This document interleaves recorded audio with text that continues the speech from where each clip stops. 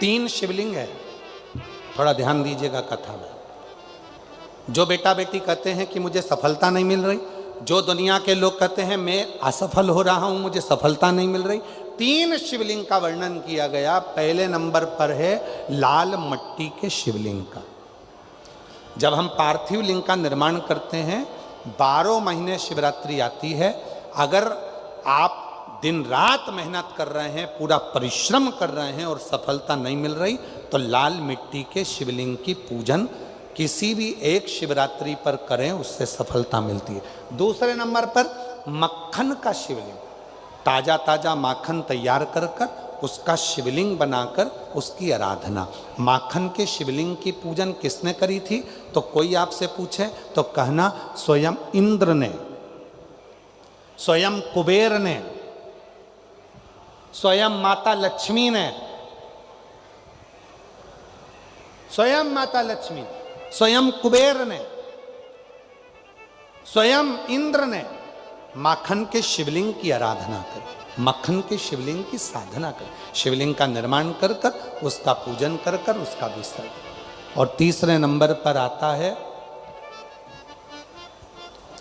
बेलपत्र चंदन के शिवलिंग का पूजन।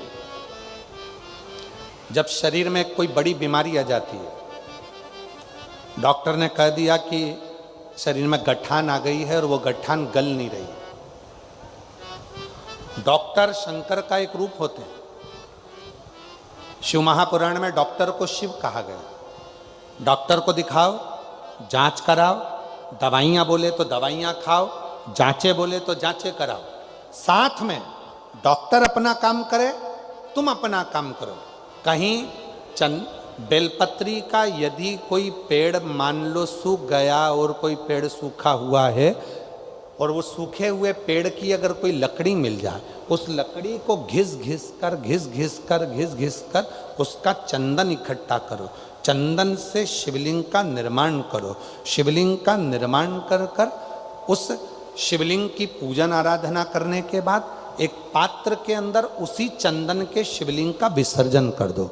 विसर्जन करे हुए उस चंदन को अपनी नाभि से ऊपर के भाग में, मतलब वक्षस्थल पर और ये मस्तक से पीछे के भाग में थोड़ा सा उस चंदन का लेपन करना प्रारंभ करो।